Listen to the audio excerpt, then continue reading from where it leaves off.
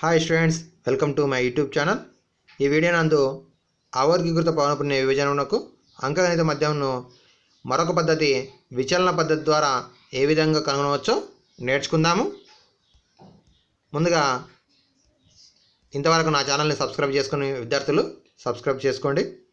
ఇప్పుడు ముందుగా మనం మొదటి పద్ధతి నేర్చుకున్నాం కదా, ఆ పద్ధతిని ఉపయోగించుకుని సాధిద్దాం. అలాగే విచలన పద్ధతిని కూడా నేర్చుకుందాం. ముందుగా ఆవర్గీకృత పౌనఃపున్య విభజన ఇవ్వడం జరిగింది. ఈ విధంగా ఇచ్చినటువంటి దత్తాంశం మనం ఏం చేస్తాము, ఈ విధంగా పట్టిక రూపంలో రాసుకుంటాం కాలమ్స్లో. దీనిలో థర్డ్ కాలంలో ఏమొస్తుంది కొత్తగా, FI ఇంటూ XI. ఇక్కడ X అనగా తరగతి యొక్క విలువ, దత్తాంశంలోని రాశి అనుకోవచ్చు. F అంటే ఆ రాశి ఎన్నిసార్లు వచ్చిందో, పునరావృతమైందో తెలుపుతుంది. ఓకేనా? లేదా ఒక తరగతిలో ఉన్నటువంటి గణన చిహ్నాల సంఖ్యనే పౌనఃపున్యం అని అంటాము.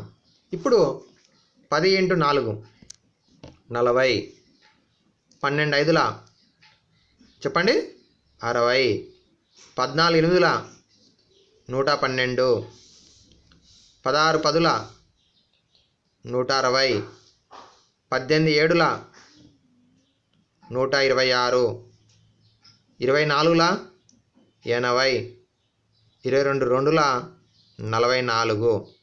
ఓకేనా? ఈ విధంగా మనం ఏం చేసినాం, పౌనఃపున్యాన్ని, ఆ తరగతి యొక్క పౌనఃపున్యాన్ని ఆ తరగతిలో ఉన్నటువంటి రాశి లేదా మధ్య విలువ చేత గుణించడం జరిగింది. నెక్స్ట్ మనం ఏం చేస్తాం, సిగ్మా FI XI తెలుసుకోవాలి.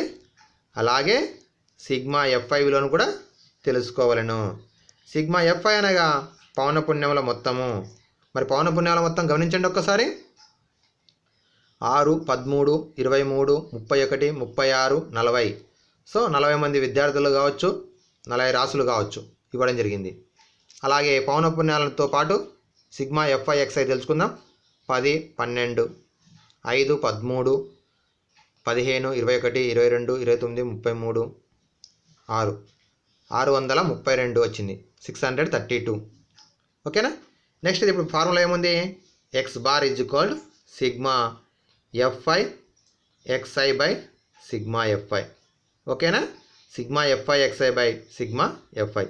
ఇక్కడ sigma FI XI 632 divided by 40. So 40 చేత భాగించడం అంటే ముందుగా 10 చేత భాగిస్తాం. 10 చేత భాగిస్తే వస్తుంది 63.2/4 వస్తుంది. మరలా 4 చేత భాగిస్తే 4 1 4, 4 5 20. సో ఇక్కడ మనకి 622 వస్తుంది. సో 4 5 20, 4 5 20, 4 5 20. సో 15.55 వస్తుంది, 15.55. ఇది మనకేమవుతుంది, ఇచ్చినటువంటి ఆవర్గీకృత పౌనఃపున్య విభజనకు అంకగణిత మధ్యం. ఇది మనం సాధారణ పద్ధతి అని అంటాము. ఈ పద్ధతి ద్వారా మనం తెలుసుకోవడం జరిగింది. ఇప్పుడు దీన్ని మనం ఏం చేస్తామంటే మరొక పద్ధతి విచలన పద్ధతిని మనకు పరిచయం చేయడం జరిగింది ఇదివరకే. మరి విచలన పద్ధతిలో మనం ఏం చేస్తామంటే దత్తాంశంలో ఉన్నటువంటి రాశులను ఆరోహణ క్రమంలో అమర్చినప్పుడు దానిలో మధ్య ఉన్నటువంటి విలువను, మరి ఏదైనా ఒక X విలువని ఏమనుకుంటాం అంటే ఊహించిన సగటు అనుకుంటాం. ఊహించిన సగటు XI అనుకుంటాం. ఓకేనా? A అనుకుంటాం. క్యాపిటల్ A ఈక్వల్ టు ఇచ్చినటువంటి దత్తాంశంలో ఏదైనా ఒక రాశిని ఏమనుకుంటాం, A అనుకుంటాం. ఆ విధంగా సాల్వ్ చేయడం జరుగుతుంది. చూద్దాం, చూడండి ఒక్కసారి. ఇది ముందుది. ఓకేనా? ఇప్పుడు సేమ్ ఇదే డేటాను మరొకసారి రాసుకుందాం. చూడండి ఇక్కడ DI. ఇప్పుడు ఇక్కడ ఏం చేసినాము, మనకి 7 రాసులు ఉన్నాయి, 7 తరగతులు ఉన్నాయి కాబట్టి 1 2 3 4 5 6 7. ఈ 7 రాసుల లోపల మధ్యలో ఉన్నటువంటి దాన్ని, లేదంటే అధికంగా పౌనఃపున్యం ఉన్నటువంటి తరగతి యొక్క విలువను A అని ఊహించుకుంటాం.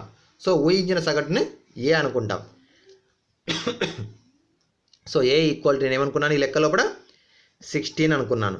A ఈజ్ ఈక్వల్ టు 16 అయితే నెక్స్ట్ ఏం చేయాలంటే DI is equal to formula ఏంటంటే XI minus capital A. XI minus capital A. ఇక్కడ XI అంటే 1వ తరగతి యొక్క విలువ, మధ్య విలువ XI. సో 10 - 16 అంటే ఏమొస్తుంది, -6 వస్తుంది.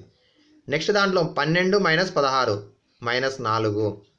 14 మైనస్ 16 మైనస్ 2. 16లోకి వెళ్ళి 16 మైనస్ చేసి 0.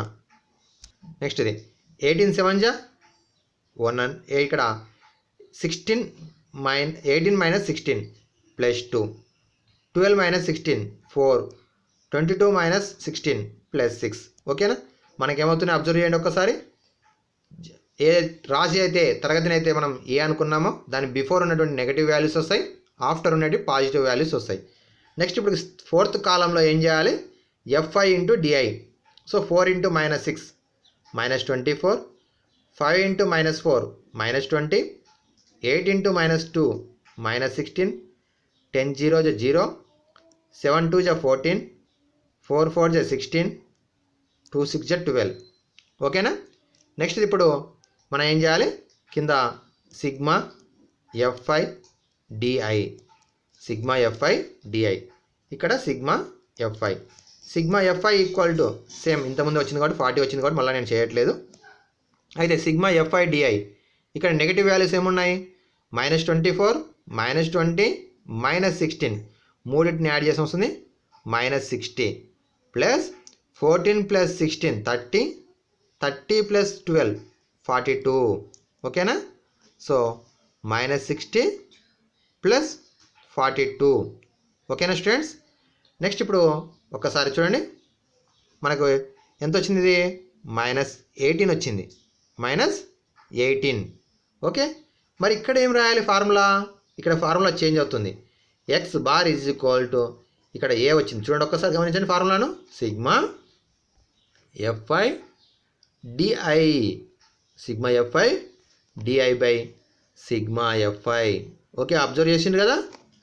ఏ plus sigma FI DI by sigma FI. ఇక్కడ ఏ వాల్యూ ఎంత ఉంది? 16.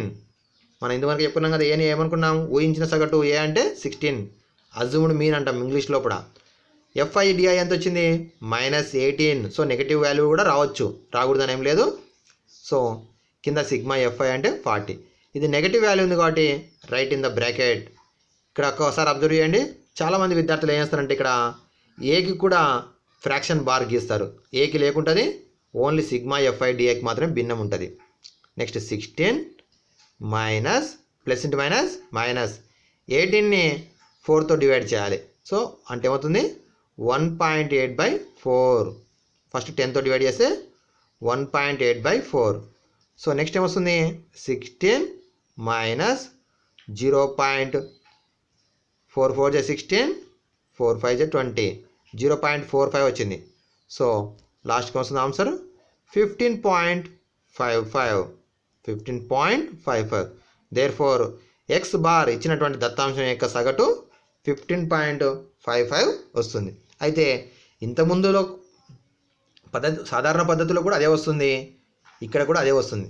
మరి సాధారణ పద్ధతితో పోల్చినప్పుడు ఈ పద్ధతి ఎప్పుడు ఈజీ అవుతుందంటే ఇక్కడ పౌనపుణ్యం అనేది చాలా పెద్దగా ఉన్నప్పుడు లేదా రాశిలు ఎక్కువగా ఉన్నప్పుడు ఈజీగా మల్టిప్లికేషన్ చేయడం కోసం ఈ యొక్క విచలన పద్ధతిని ఉపయోగించడం జరుగుతుంది.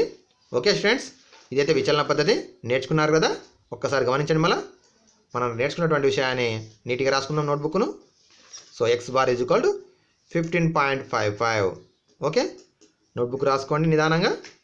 అలాగే నా ఛానల్ని సబ్స్క్రైబ్ చేసుకోండి. అలాగే మీకు వీడియో నచ్చినట్టయితే లైక్ చేయండి. అలాగే మీతో పాటు మీ ఫ్రెండ్స్ కూడా వీడియోని షేర్ చేయండి. అలాగే మిగతా వీడియోస్ అన్నీ కూడా మీరు చూస్తున్నటువంటి వీడియో యొక్క డిస్క్రిప్షన్లో చూసినట్టయితే అన్ని వీడియోస్ వరుసగా ఉండును. అలాగే ఇంతకుముందు చాప్టర్స్ కూడా ఉంటాయి. అలాగే ఇప్పుడు వచ్చేటటువంటి స్క్రీన్ పైన చూడండి, ఒకసారి గమనించండి. ఇక్కడ మీకు ఒక వెబ్సైట్ కనిపిస్తుంది. మా వెబ్సైట్ satvir.academy.com. ఇది నా యొక్క వెబ్సైట్.